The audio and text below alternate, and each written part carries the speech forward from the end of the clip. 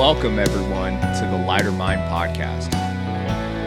In the Lighter Mind, we explore spirituality, personal growth, trauma, recovery, and the path to wholeness. The Lighter Mind podcast is not intended to diagnose or treat any forms of mental illness. We are not licensed therapists unless otherwise noted, and these are experiential conversations.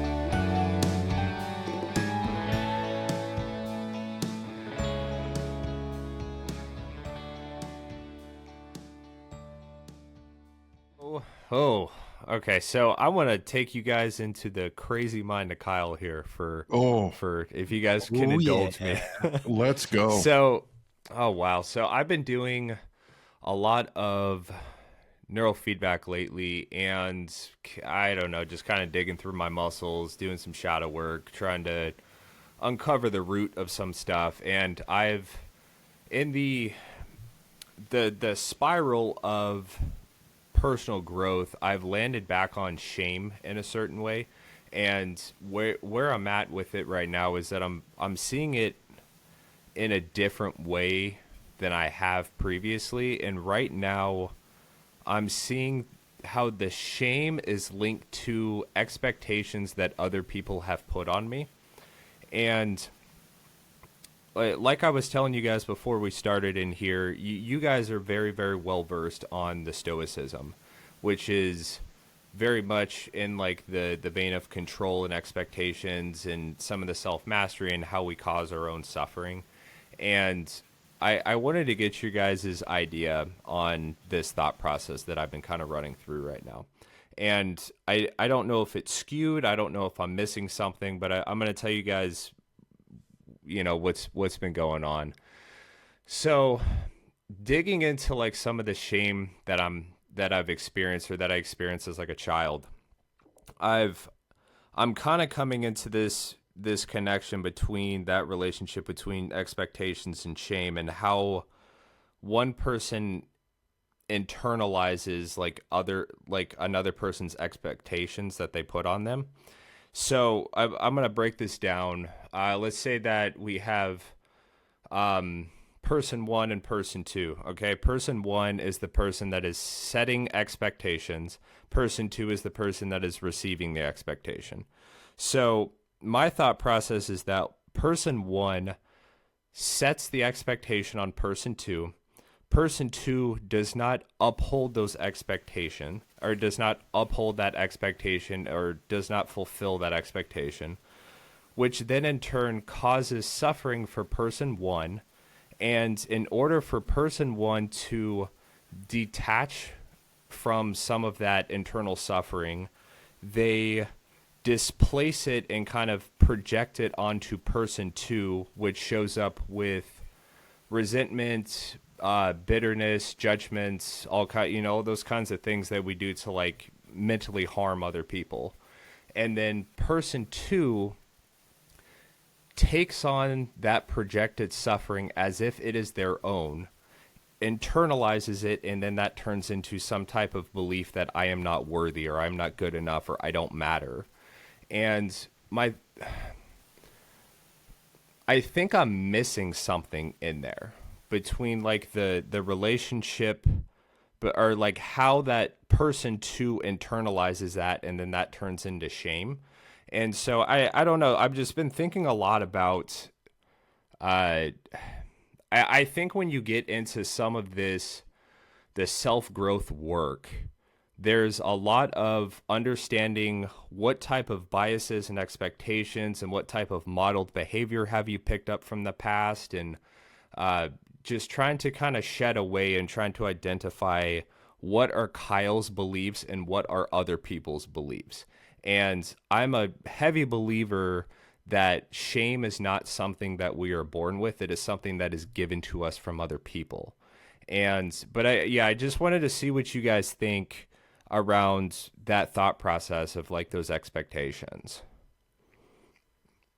I think you described that process perfectly. So what's the problem? Well, I just wanted to hear your guys. So I wanted to hear y'all's like your thoughts on that.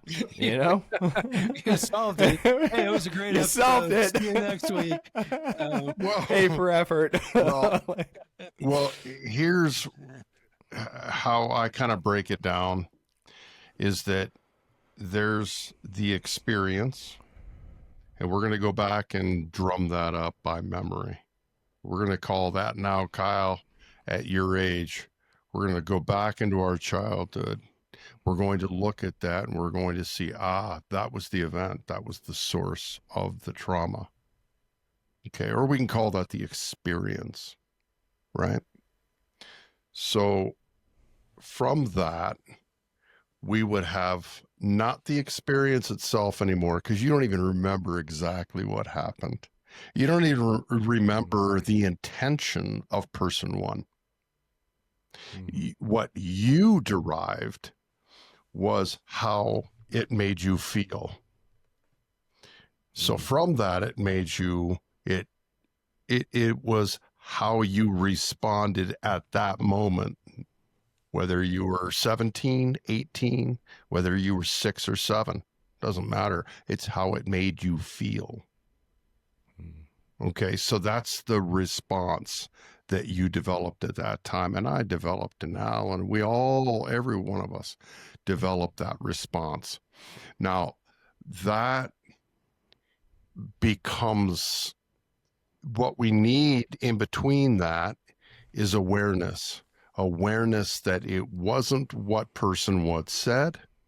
It was the awareness in doing this shadow work. For me, this, and I can only speak for me on this, is to understand and become aware now that it was simply my response to the event. And that is how I moved forward and created my ego, my world view. So it was my response at the time. You feel me? But there's something else for us when we do this shadow work to understand. So we have the experience, we have the awareness that, oh, I'm feeling this way again, and I shouldn't feel this way. Crow is, too old for this shit. But there's something else in between there, and that's the story. That's the story I've created around that. So too often than not, when these feelings subconsciously come up, or perhaps just the grazing of that memory of that experience, I jump straight to a story I'm telling myself about it, even today, without, and I've lost the moment of saying, whoa, wait. Here's that feeling again. Here's that experience. It's coming up. So now I become aware that I feel this way in the present day, right here, right now.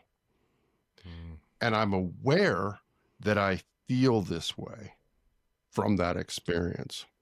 I'm not going to sit here and tell myself a story anymore about how I feel right now because of that experience. I'm just going to sit in the awareness that it's happening. Does that make sense? It does. It does. And what you're saying reminds me of the modern intuitionist video that you got me onto. So the talking about the contaminating event. And how, how's that, there's some event that happens and usually that event is trauma related. It's some like highly emotional experience that our neural pathways have created new channels in order to accommodate that. Our bodies remember that. It gets into our muscles. It's like an energy that just kind of latches onto us. Yeah. So whatever this contaminating event is, it's the way that we tell our story moving forward. We base it on whatever that event has actually been, whether or not that event is even relevant. What's up? Wait a minute. You just said we base it on that event. There's something in between that. And that is the story that we created to make sense of how it's making us feel. Mm. But Right? does everyone create a story to make a sense of how they feel? If they did, they'd all be enlightened. They'd be like, I don't know, I made this story happen. No, But because instead, they're just in this like loop, like you because get in this guilt loop, right? Maybe I'm missing the bigger picture that. So you have a traumatic event and you have your life today, and you could have 50 years in between, right? Mhm. And if you were aware of it and how it made you feel, then you should be done, right? That's what you're kind of saying? let's throw out an example, because I don't see the experience, and when we're young, we don't have the capacity to just to tease apart the experience from my reaction. Right. We don't. So we just build an ego, a sense of self, based upon how I'm responding, which is survival. How does it make me feel? Fight, flight, or freeze. And now moving forward for the rest of my life, I'm going to create the story around my response, not that actual event. Right. So let's go to Don Miguel Ruiz in the Four Agreements. He gives a classic example of this, where a little girl is pounding on the piano and singing loudly in joy. Her mom, who's had a long, tired day, she's very tired, she's exhausted. She walks in the door and she says, "Will you stop that racket?" So what did the little girl hear? Not that the reality of it, that mom is just had a long, exhausting day, and she doesn't understand the nuance of that, where it's coming from. What she hears is, I am bad. I suck at the piano. And in fact, my voice is bad. So now I'm going to go even further and create a deeper story about that. And so she goes on for the next year or two of her life, not even speaking, because she thinks it's horrible and doesn't want anybody to be offended by her voice, let alone her playing an instrument. So it's her response to that incident. Right. Yeah. No, I've read the book and I get that story. I just don't see how 40 years later, because she thought about it, she's fine. Like, oh, well, yeah, that happened and I'm fine.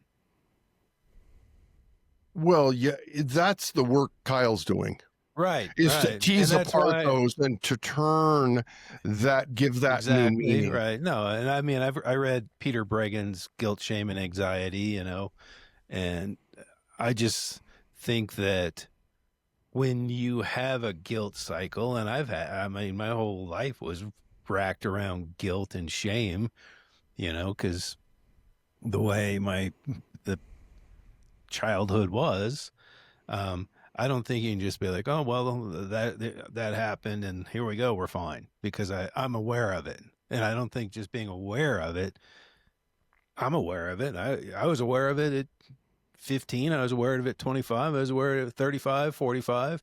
Maybe at 55, I started dealing with it, right? Mm. So to me, I think you need, and this is where the Stoicism feeds in, is that you can only control your actions and reactions, right?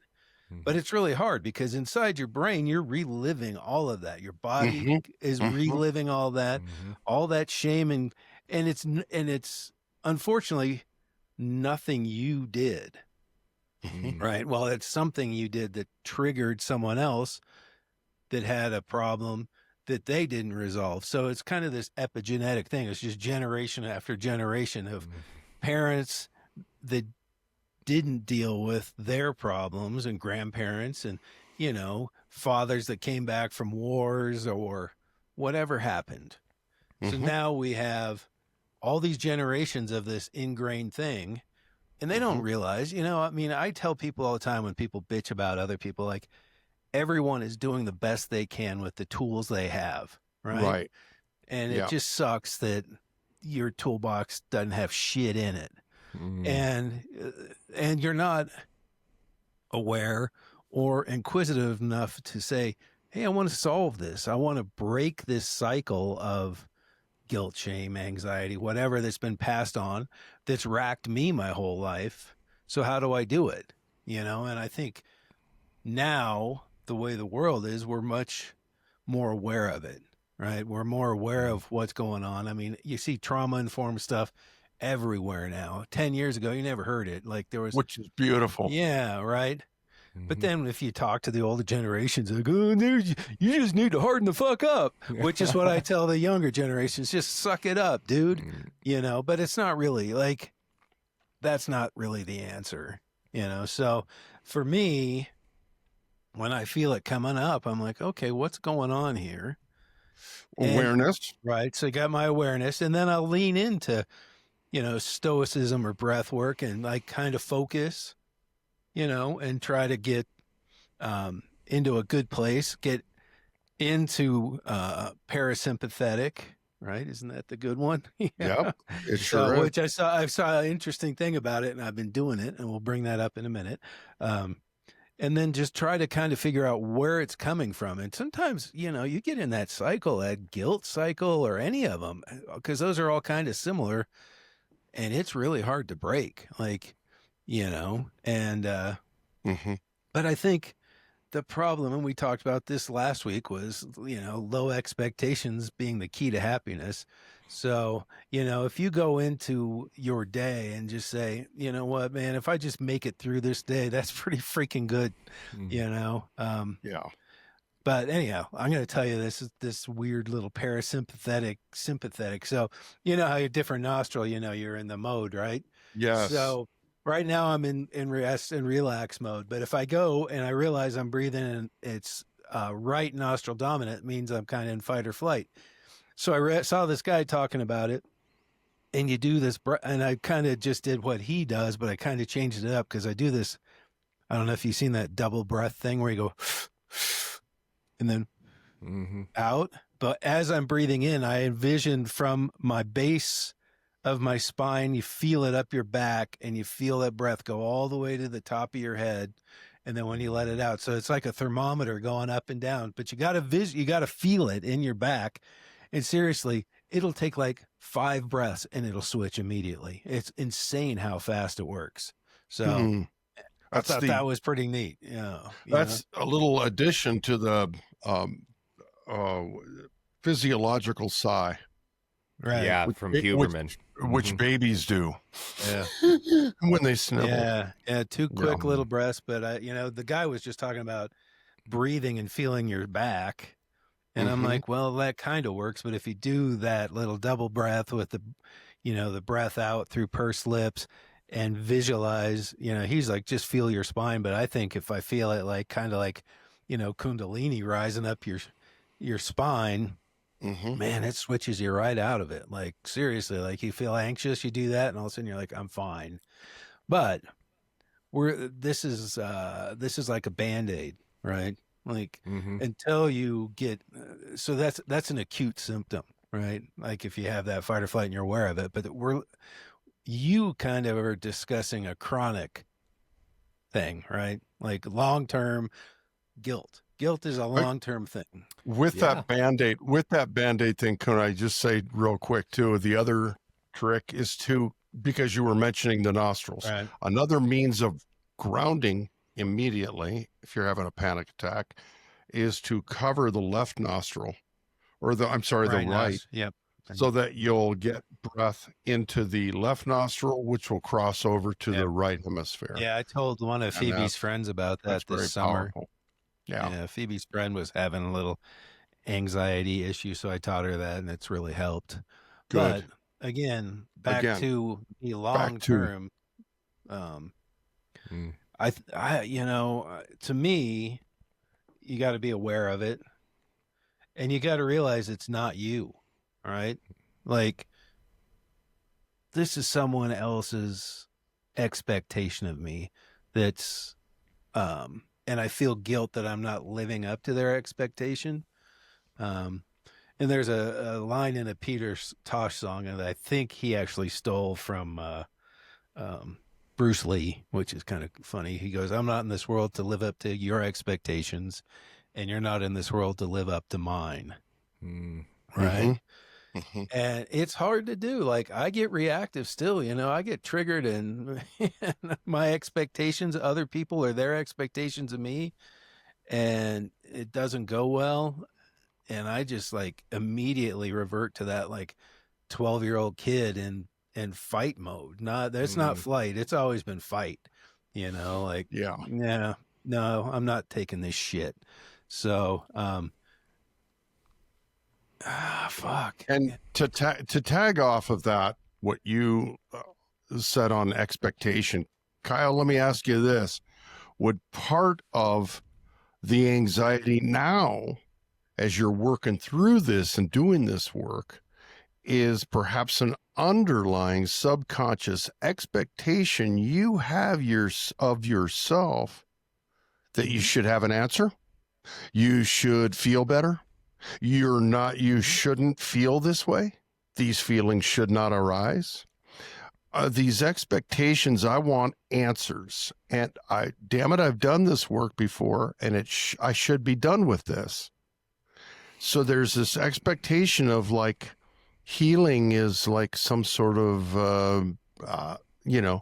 like it's a deadline that we must hit, and damn it, I haven't hit it by this age. So what does that say of me? Yeah, that exact thought process it didn't come up this time, but I have dealt with that in the past. Okay. And it turned into me shaming myself for not meeting the expectation of I should be in a different place. We're talking about the Joseph Campbell dragon. It's a creature covered in scales that says thou shalt and thou shalt not. Right. So that is just like that is exactly like what my process of overcoming some of this, the shame and the guilt and all those, all the biases and all the stuff that's wrapped up into that process was harmful to me. And it took me a while to recognize that. This time when I'm kind of going around and revisiting this from a different perspective, I'm being a lot easier on myself. And I think it's because I learned from the last time the root of my own suffering by putting those expectations on I should be in a different place. And I've come to understand throughout my recovery that healing is not a linear process. It's not like this. You don't get like consistent growth. It's, Alan, you were talking about this many moons ago. You were talking about how like that's it's a rather winding path, and it dips and it bobs and it weaves and it spins around. And I think the best representation that I've come to is from that modern intuitionist, which is talking about how it is a spiral. So, you kind of overlap like parts of yourself that like you've dealt with before, but you're at a higher plane, so you see them from a different perspective. It's the same issue, but you have a greater connection and a greater understanding of what that actually is.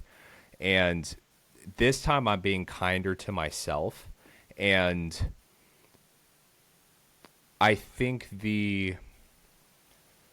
my ability to let go of needing an answer, because I don't necessarily think I need the answer. I think that I'm just like intrinsically curious about like what this looks like and like how does this play into me, because I look at it from a place of helping clients and showing up and just helping people in general. It doesn't even have to be clients. But if I can understand something, and I've kind of done a lot of the grunt work, like it allows me to be able to show up and explain that to someone and to kind of set their expectations on like, hey, this is kind of what this looks like and it fucking sucks. But like once you are able to overcome this, like here's what could potentially happen to you. So I don't know. I think it allows me to help people a little bit more. Does that make sense? I think absolutely, and I think the danger that the risk we can run here sometimes is going back too much. Mm. You know, it becomes addictive in and of itself because I can drum up some old pain and there's that familiar old friend again. And now I've become addicted to that emotional state, i.e. the Bessel van der Kolk, and the body keeps the score. So it becomes like our first and primary addiction is to that emotional home, which, you know, we could run the risk of. But the very Jungian model is we're storytellers first and foremost. So it's whatever meaning, new meaning we encase this experience with is what's going to become who I am and how I'm going to see myself moving forward. But I think really with Stoicism is you have the experience, you have the awareness, but I think and then you have the story. And I think what we need to do is really the central aim of that shadow work should be just, if nothing else, move all of your present moment feelings and experiences or feelings and emotions right now into the awareness column and just be aware of it without power, without having to do anything with it. I see you for what you are. Yes, you hurt. Yes, you suck right now. I'll get through it. I always have. But the fact that I'm seeing it for what it is, and right now, I just had a trigger memory, perhaps before we started this podcast, of my childhood. Okay, there you are again. Ah, my little friend, I see you. You make me feel such and such and such. But it's just a thought. And it's not real. It's just a thought I had, which if I let it go too far, it could spawn my emotion and my energy into motion. And I just, the power of awareness, I think is really, for me, what I try to lay into clients is you don't have to do anything with it, but we'll figure out what to do with it later, but just become aware that you're here in this moment, not in the past, not in the future. I'm aware I'm having these thoughts. Boom. Right, but the body doesn't really know the difference between the past and your thoughts and the moment you're in. Right? So that's really where you get we need to practice. Yeah, and you know, I feel like telling someone that and like, oh yeah, it's, you know, just your body doesn't know the difference, but you'll be fine is kind of like hard to grasp as someone who hasn't. I mean, we've been into this kind of little realm for a lot of years. So to us, it's like, oh, that makes perfect sense. But if I went and told someone just on the street, hey, you know, your body doesn't know the difference. No. You know, they'd be like, what are you on? You know? So unless they, you know, they've worked on it. So, you know, it's a tough one because I mean, I still get it all the time. And, you know, it's been years of trying to be aware of this and on some level actualized. And it's still like, wow, this is really hard to deal with, you know, this, especially the childhood stuff. Cause you know, your little brain doesn't process it. It soaks it up. And then you're like, oh, I suck, you know? And then when you start thinking those thoughts, you know, it's that whole thing. Like when you talk about other people, your body doesn't know the difference between that you're talking about someone else or yourself. So if you're like, you know, such and so is a fuckhead, whatever, your body's like, oh, wow. You know, your subconscious feeds that as you're talking about yourself because it doesn't know anything other than self. Right. So you got, man, there's a lot of dimensions to it. And, you know, I may have to go back and reread that Bregan book and just see what, you know, because that was a number of years ago, but it's a challenge, and the self-talk is the worst part. Like, like especially if you have high expectations of yourself or, doing something, um, and it doesn't go the way it is, and you're like, oh, I suck and I'm not good. And then you start triggering all the childhood things. Like maybe you were told you suck, maybe you got a bad grade because you didn't care about biology or whatever.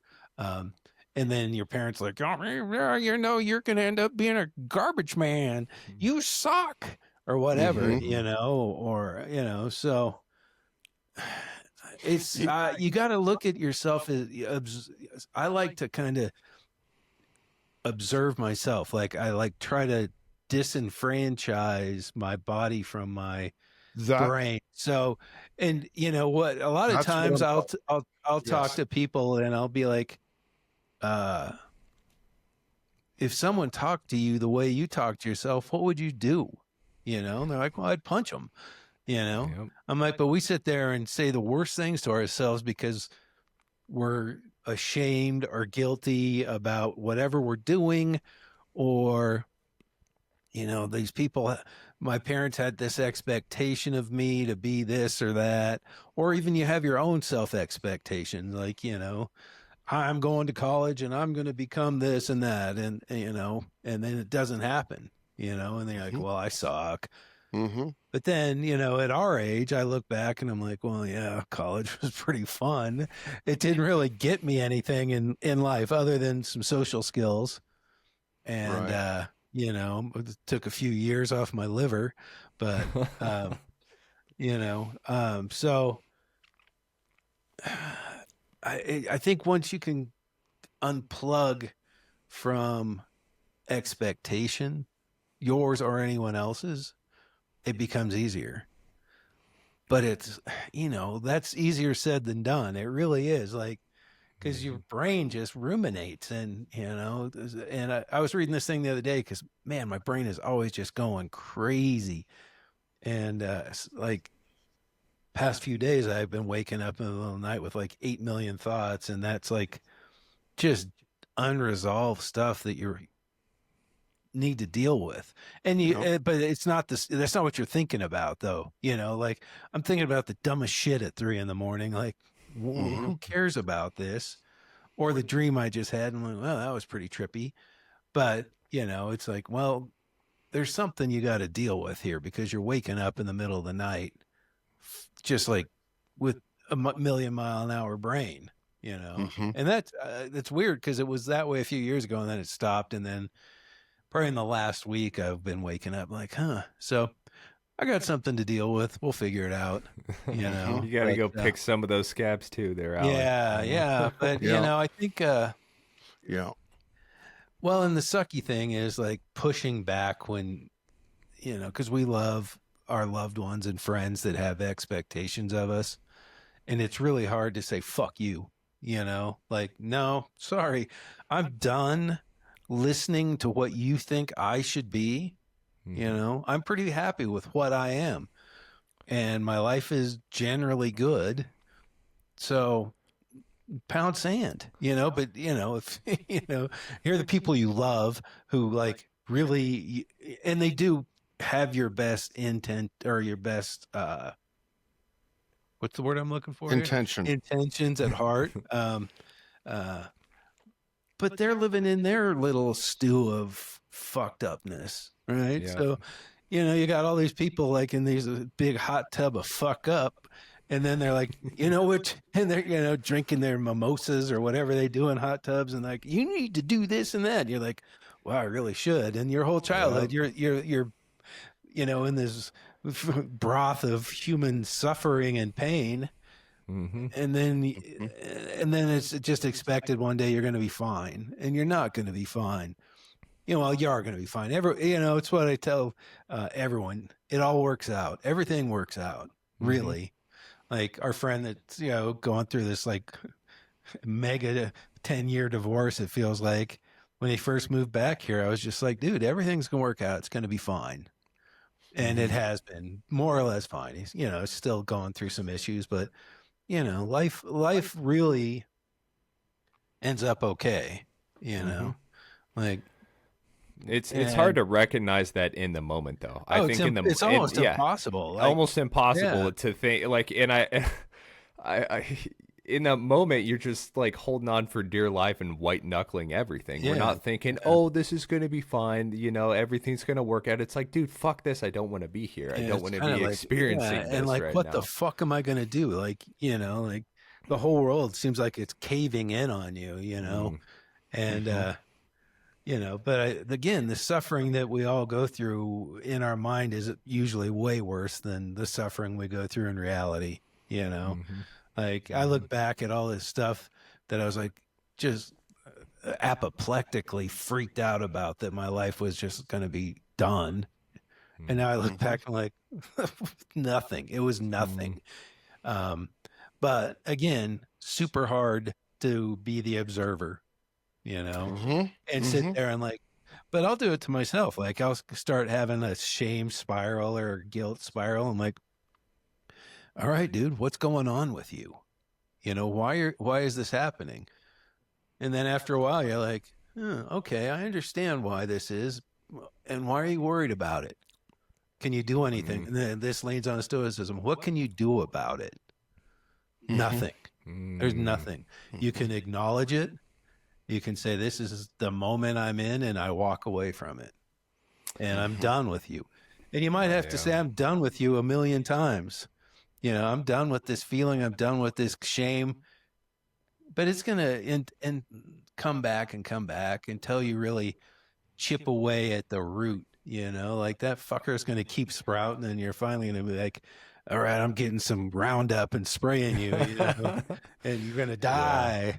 So, Yeah, um, you bring up a really good point about the importance. Well, both of you did. You kind of brought up like the importance of that awareness. And Alan, you were just talking about having the ability to kind of sit in it and kind of pick at it a little bit. Okay, like, why am I feeling shame? Why am I feeling guilt? All these kinds of things. And that and Crow, I want to hear your thought on this, because I talk about this a lot in my groups about what one of the key characteristics of being in recovery is, or being, I guess, being a drug addict or an alcoholic, is our we don't like discomfort very much. I think that's, like, I would say almost more than a normal person. And I would say that I would call myself, along with many other people in recovery that I've met, that we are kind of professional escape artists. We're very, very good at distracting ourselves and covering up the way that we feel, and disassociating and displacing, and doing all kinds of things, whatever that we can do to not feel the way that we do. And that's one of the reasons that the drugs and alcohol are so appealing to us. And when I started to do this work in the first place, like, I had to navigate through that because I don't want to feel any type of discomfort. And I think that that's a pretty ubiquitous experience for humans. Like, why would we want to Yeah. feel Yeah. uncomfortable? And that was so hard for me to force myself to get to the point where I was okay with discomfort, and letting myself, letting my brain, and letting my body know that, like, I'm not dying right now. Like, this experience is not going to kill me, because that's what I'm telling myself, like, unconsciously, is that I'm afraid that I am going to be overwhelmed by this experience, and that is going to envelop me, and it's going to change me for the worse. And it's, oh God, I talk to my clients a lot about, like, you need to learn to be uncomfortable. You need to learn how to be, have that, like, self-observing ego, look at, like, whatever is happening that is uncomfortable, whether that be frustration, resentment, bitterness, anxiety, shame, guilt, like remorse, any of those kinds of things that, like, we don't want to deal with. Like, you have to sit in it. You have to be aware of, this is happening to me. This is how it's showing up in my body. This is how it's showing up in my behavior. This is what this feels like. And I I I try to push that heavy, heavy, heavy. You need to be uncomfortable. Mm-hmm. What do you think, Crow? Absolutely. That's number one, there's a lot around that. There's a ton in what you just said. But I think here is where I always tell my clients that I don't think it's in your head. I think it's in your body. So let's start there. This is, and a lot of times we're coming at psychological answers with psychological answers for a physiological problem. And I think that it needs to be more somatic. And if they can't learn and to find new ways of pathologically coming at it, it needs to be proven from the bottom up, through the body, through the temple. We need to retrain our body to allow it to give it space, to open up, to give new meaning to discomfort, ritual, routine, habits, and to find a new means that's all encased in that. I.e., I love getting up every morning and going for a long walk. Well, while I'm on that walk, I'm getting out of my brain and I'm getting into my body. So now the body is going to inform me of a whole new through all the neural pathways that are wiring and firing, everything becomes different. So I think that it's first there. And I think that allows us the difference, the opportunity right there to understand, and we can go further. And this is why so many people in recovery become gym rats in recovery. They turn into gym rats. And what they're doing is they are then informing and training their mind to really clearly understand the difference between pain and suffering. And the suffering is on me, right? And really the pain so there's two distinct different things. And to try to find some sort of ramification of control between what I'm suffering through and what I put myself through, now I'm given a whole different level of meaning around my pain. So now that resets oxytocin and dopamine receptors to the gills, because now, yeah, it hurts like hell when I go to the gym, but I like it. Well, how is that possible? I never used to like pain. I never used to like suffering, but now I've reframed it going forward with new meaning because I've wrapped it with a new story about myself. And so it is possible. So the story I'm telling myself translates into recovery. I wanted to escape everything. Here's an uncomfortable feeling or an emotion. Is my body in pain? No, that was in the gym. This is suffering. So now I'm willing and ready to come at it with a new level of, okay, what is this? And then do that work and the therapy work. But I think it's, that's an experiential way of coming at that question, Kyle. But I just think after years of really, you can teach and teach and teach until you're blue in the face. But until somebody gets up and moves their body, it's not being released. Those traumas are not being released.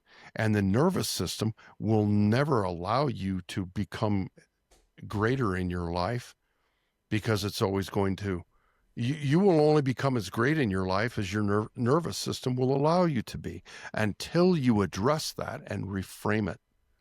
And I think that's a physical approach. Yeah, I don't know. Does that answer that, Kyle? Oh, of course. What are you thinking, Alan? Well, I'm just thinking that what if you were quadriplegic? You could never. Oh no, I don't. If you can't move your body, you can't become whole. That's what I just took from that. No. Yeah.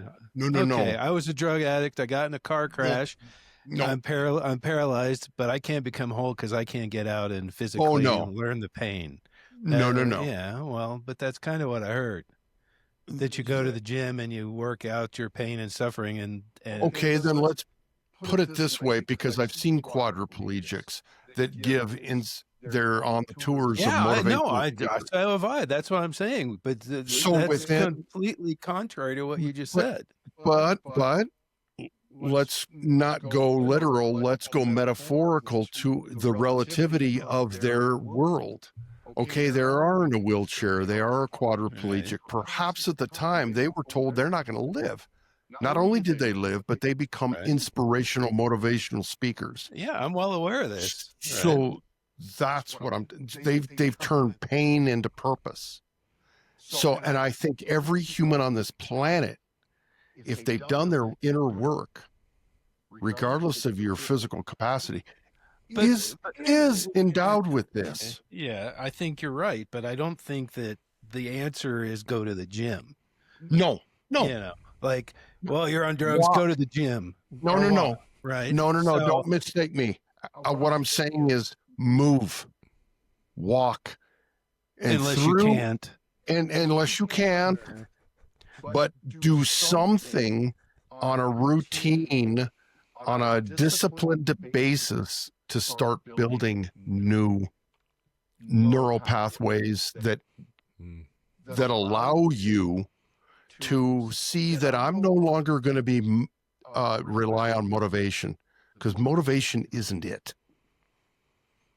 I need a new form and a new means of discipline. Right. Or it's just a new addiction that covers up whatever Could be. you were dealing It with. could be. Weren't dealing Could with be. before, right? Sure. So I don't. I just think that there's not a one size fits all. Like what worked for you, maybe Agreed. doesn't work for Kyle or doesn't work for me. You know. And by the way, I didn't go to the gym, and I did not do that.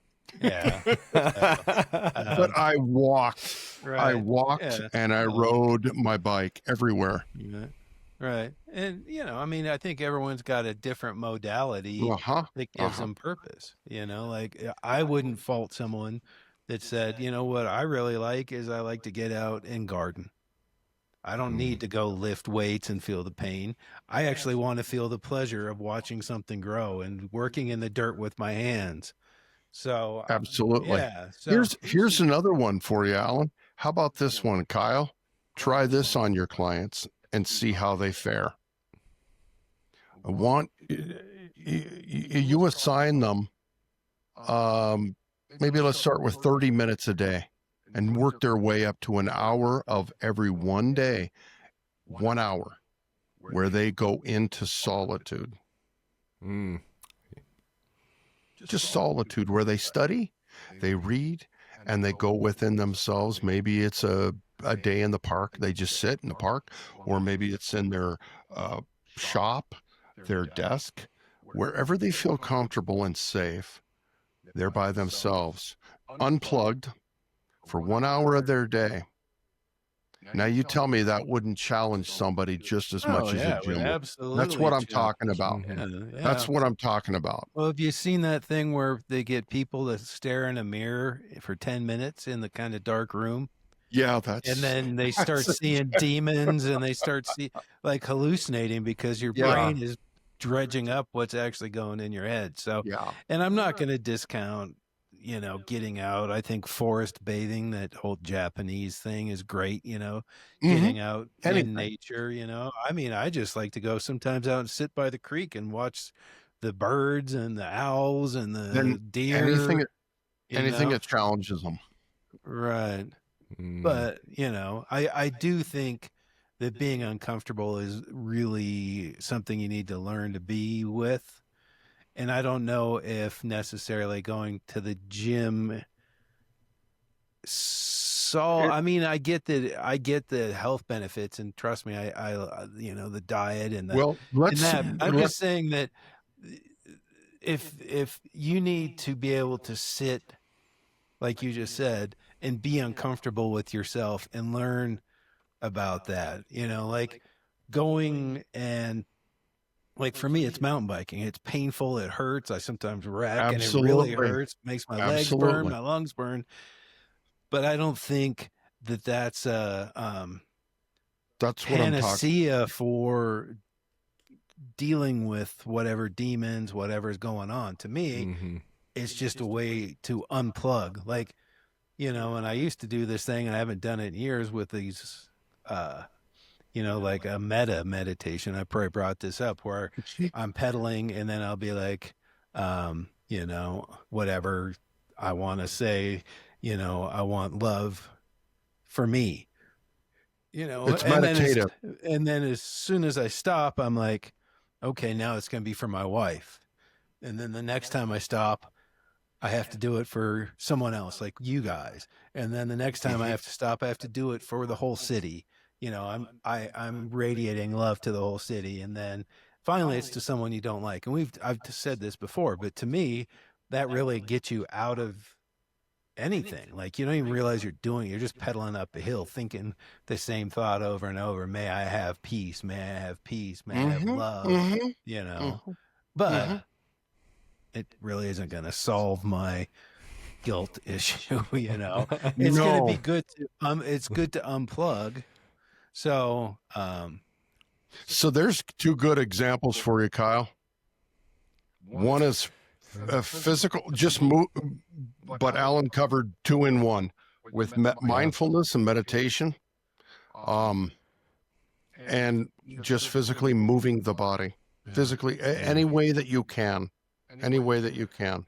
Well, and I have an issue. Like I'll be riding and I'll see dudes with headphones on listening to music when they're riding, and I'm like, yeah, no, dude, you're losing the it's like wearing them. I don't think, when I used to, back in the day when I actually was a member of a gym, I would never listen to music. I would just be like, I want to hear my body. I want to hear the creaks.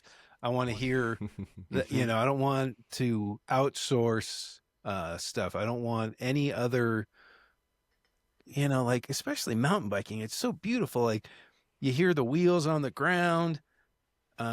You stop and it's just quiet because you're in the middle of nowhere. And then some dude, like I saw this dude had his phone mounted to his bike and he was just cranking whatever music. And I'm like, well, that just ruined my moment, So, so I think, to me, the physical activity has to be kind of with mental, not just like, well, I'm going to unplug my mind and beat the shit out of my body.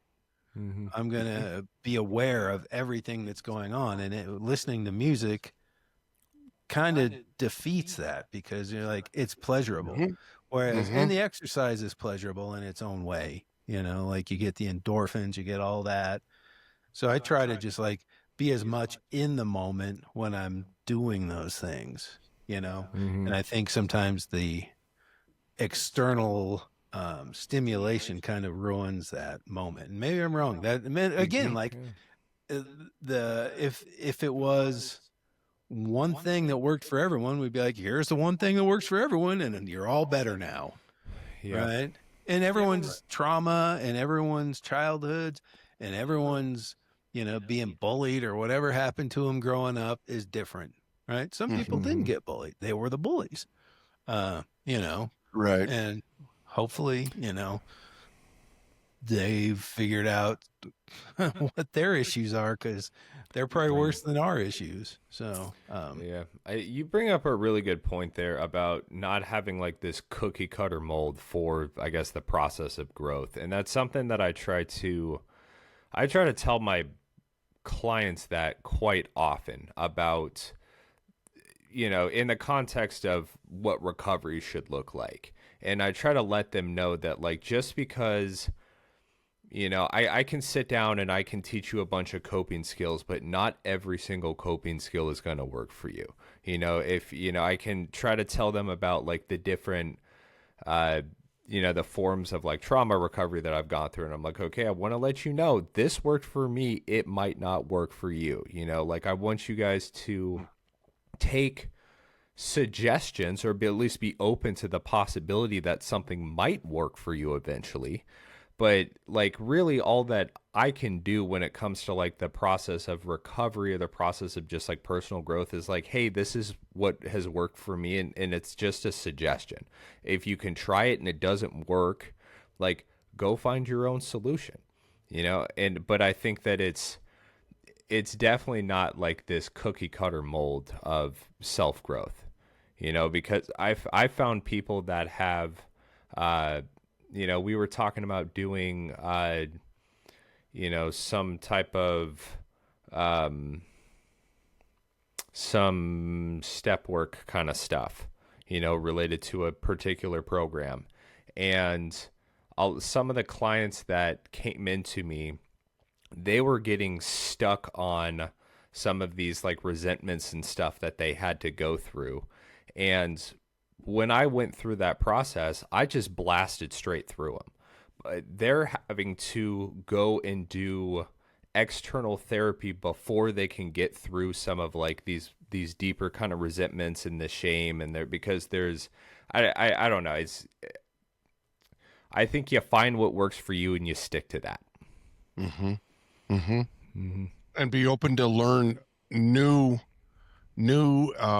have new ahas along new revelations along the way, and be Mm-hmm. willing to change course. Um, Yeah. it, depending on the level that you're at. Um, Mm. um, Absolutely. God, there was, Mm-hmm. you just said something that I had a thought. I'll come back to it. But um, yeah, I lost my train. No, But that's that all good. was, yeah. Well, yeah, and I think you get in ruts, like this works, this works, this works. And then, the sneaky little demon that's guilt, shame, or anxiety decides, well, hey, it's kind of in a rut. I'm going to throw this one at him. And then you don't know how to deal with it. You're like, wow, I've done this forever and it's worked. Well, what's not working? Why is it not working? So Mm. I think you need to be inquisitive and always aware of what's going on and be willing to say that this isn't working anymore and I need to look at something else. It's like, I mean, I think you guys know that I'm not a big fan of talk therapy. I don't, Mm-hmm. like, I tried it and whatever. Yeah. Didn't work really. Other things work for me, maybe for other people. Like, they don't have someone that listens to them.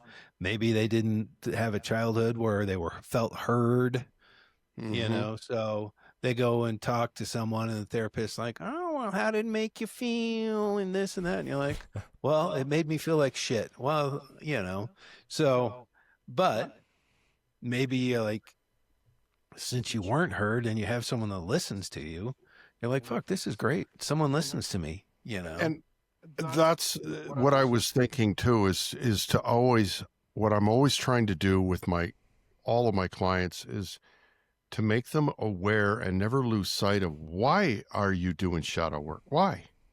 What are you after? And how do we dip into the past, dip into those experiences, so that what are we bringing back? What are you bringing back? What's the hero bring back?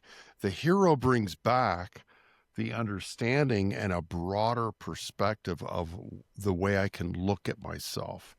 So I'm not looking at just the experience back then in my childhood, but my response.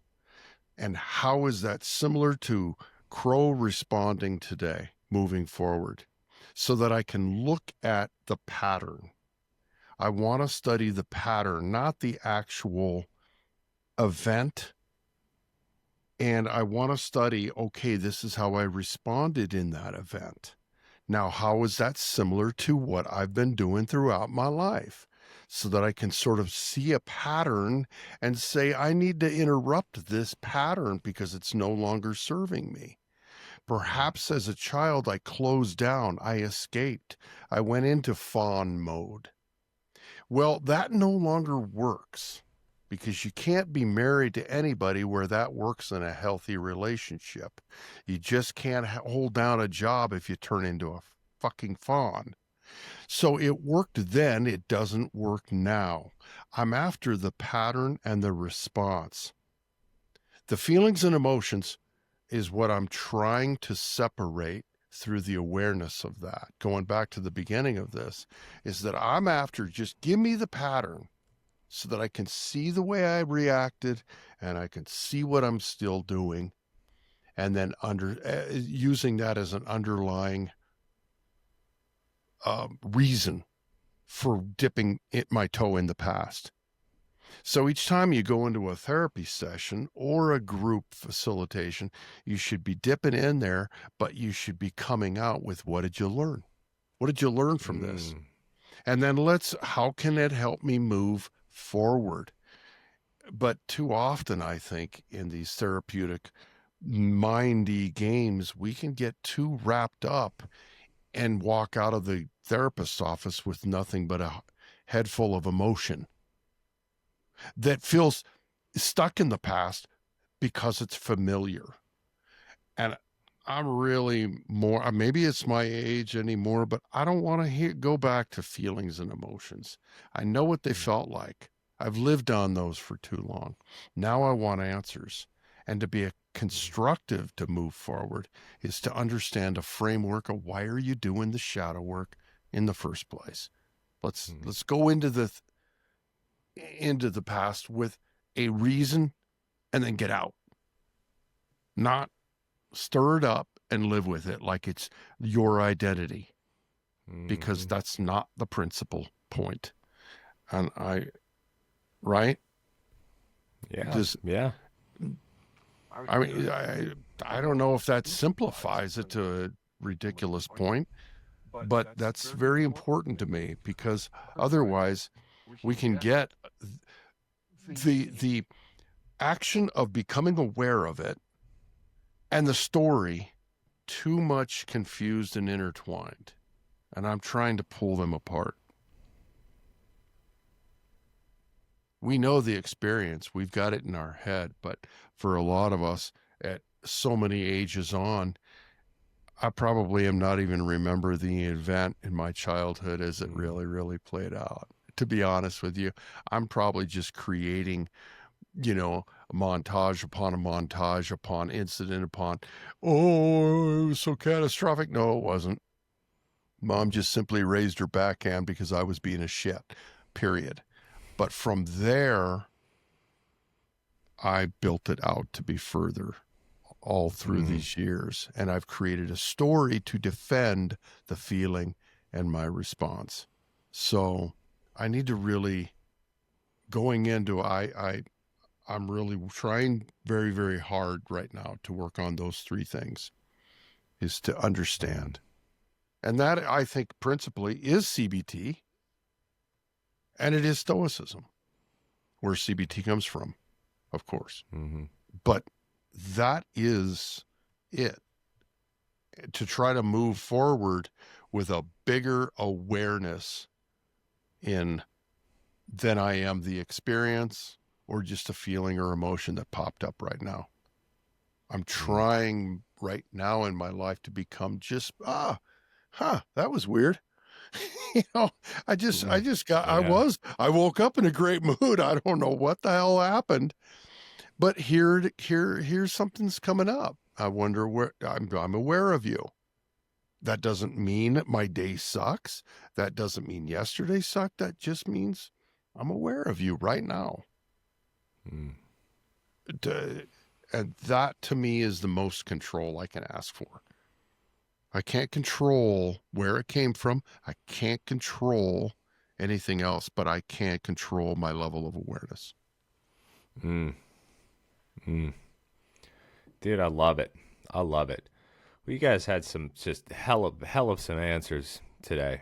I mean, I think that this work is, it's messy. It's messy, and it's a long process, and it's uncomfortable, and it's rewarding, and it's, I don't know. I love talking about this shit. Yeah, I do. Well, okay, so I'm going to ask you both a question. What, maybe the 1,000-mile high view is that people don't love themselves, right? And it's hard. Like we've talked about that, how I couldn't look in the mirror and tell me that I love myself. And I did that Maston Kip, the claim your power, the 40-day, hero's journey based thing. And, my thing came out was learn to love yourself and show others That's your, it's your purpose, right? And it was learn to love yourself and show others the peace that comes from it, right? Yeah. So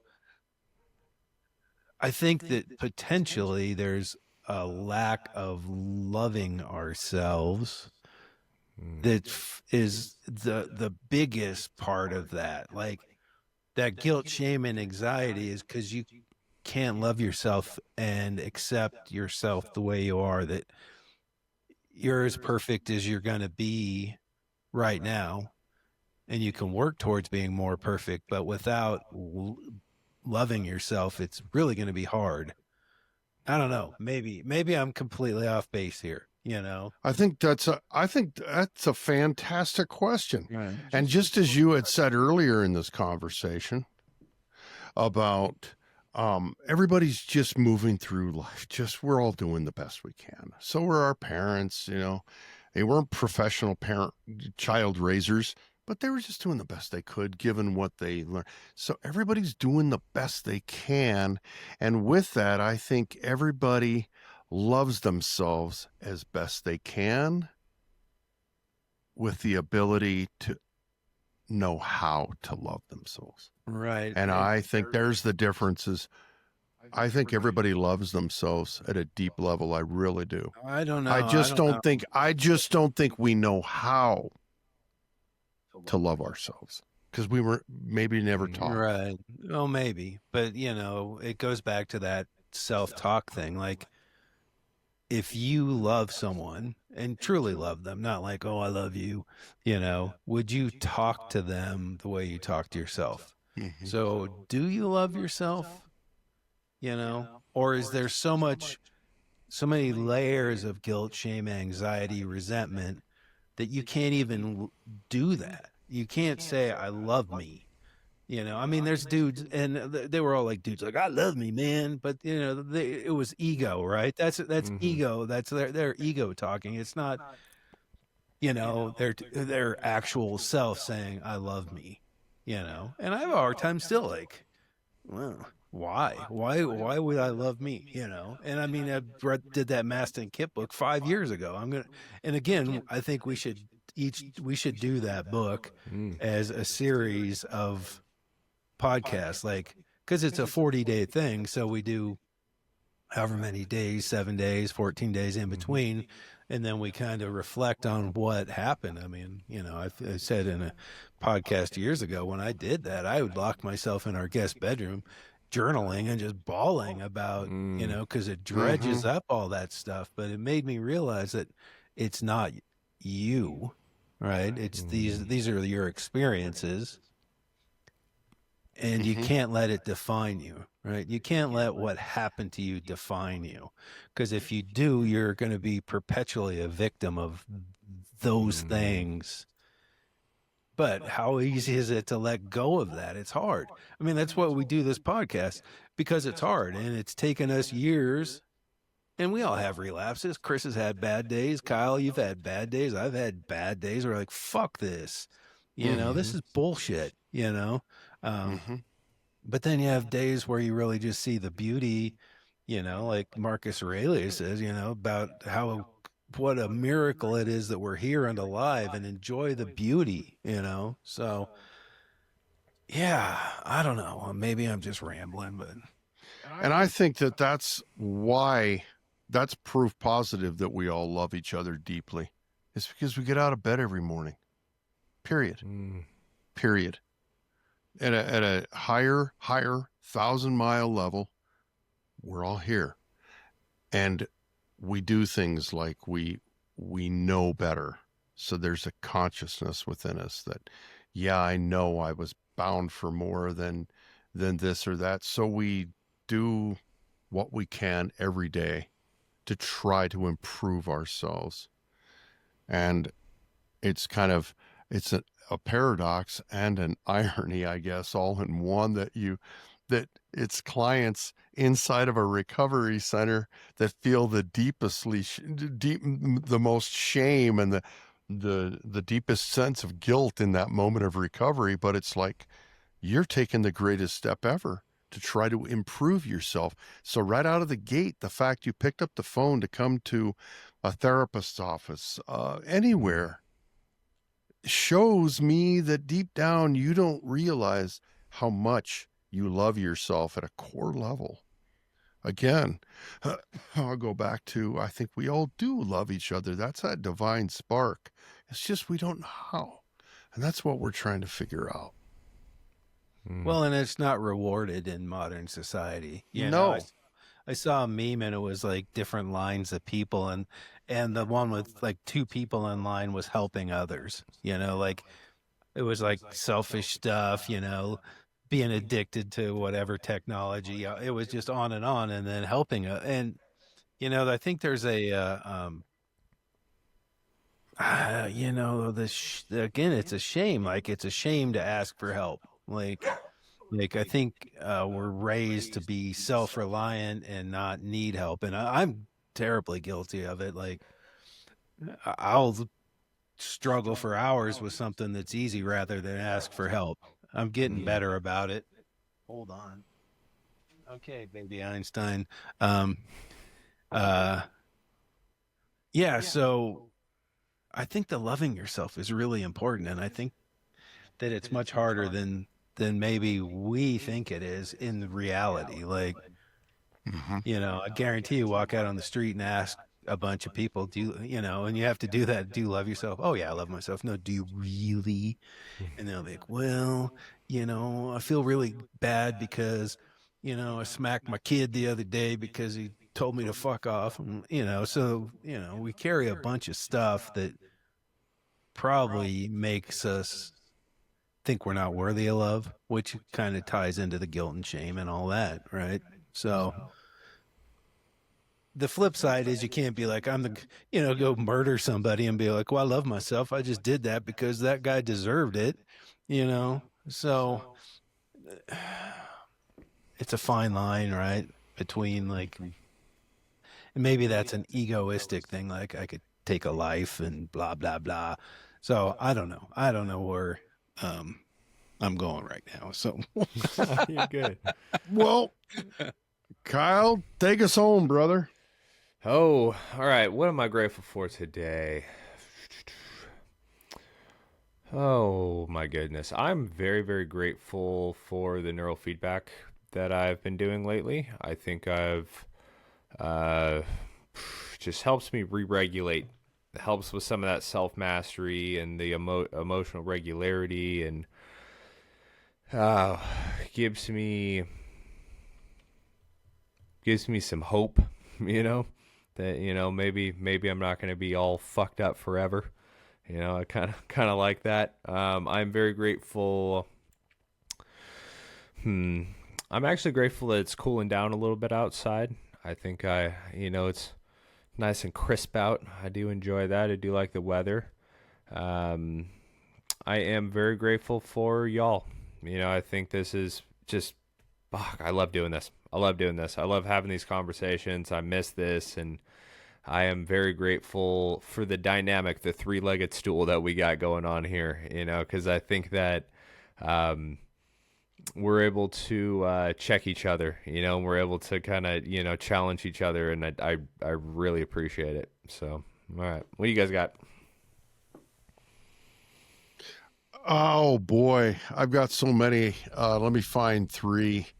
I am grateful for my clients, and the I've said this before. I think is just um, the fact that I don't have a job. I have this beautiful career path to where I can go and do the same thing all week long and lead groups and lead others at this point in their recovery and network and help others that have left our clinic to meet others in recovery. And it's so exciting to tell new stories and just all of that it all brings. And it's just a wonderful thing. And really, and everything that I learn, I can run to them and teach them. And then they can share with me, and it's just a beautiful symbiotic relationship. But I'm really grateful for that. Again, grateful for my family,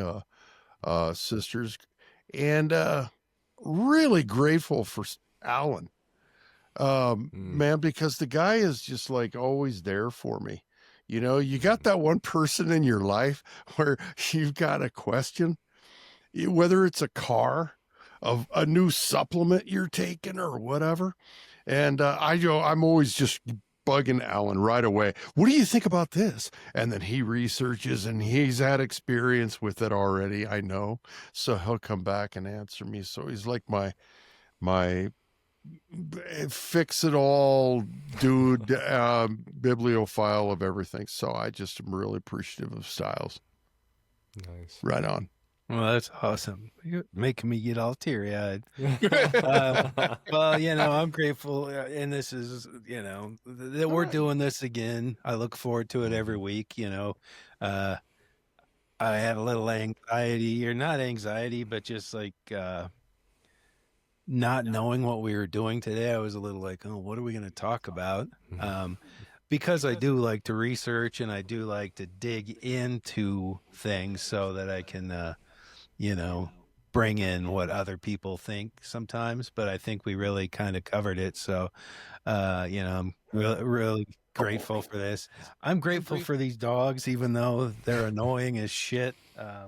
They bring so much joy to my life. And I'm grateful for friends. You guys, I saw, I think it was Mark Manson's email today talking about romantic relationships versus friends, and how you can live without a romantic relationship, but you really can't live without friends.